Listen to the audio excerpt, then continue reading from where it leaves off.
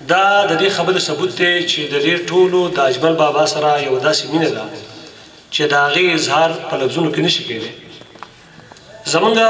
د پښتنو په تاریخ کې مشاعرې کېږي، دا یو رواج دی، د پخوا سره روان دی،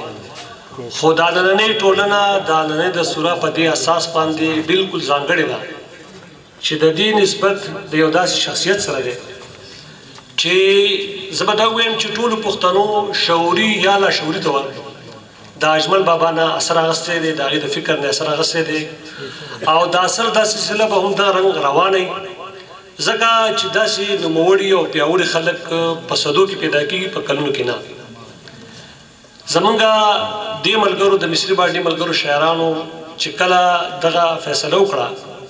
چې مونږ د داسې یو ادبي دستور را جوړه کړو او په دې کې بیا د زاهد خان او د ده د ملګرو ډېر لوی لاس و، نو ما دې ته هم دغه مشوره وکړه چې ولې نه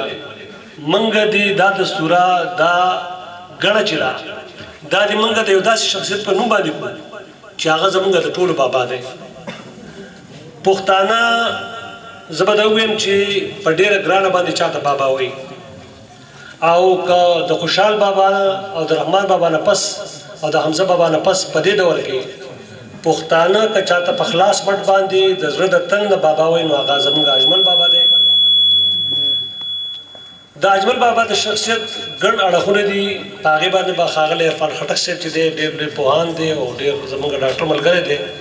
هغه په دغې باندې خبرې کوي. خو ما چې د دې نه وړاندې یو ځل د بابا سره ملاقات کړی و، هغه چې کوم دوه شعرونه ویلي وو،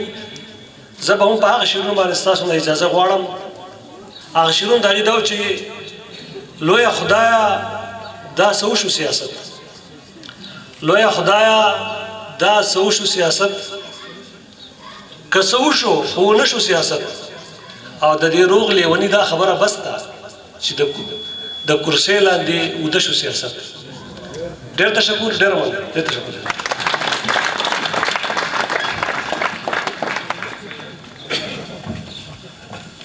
درنو پښتنو دا و ښاغلی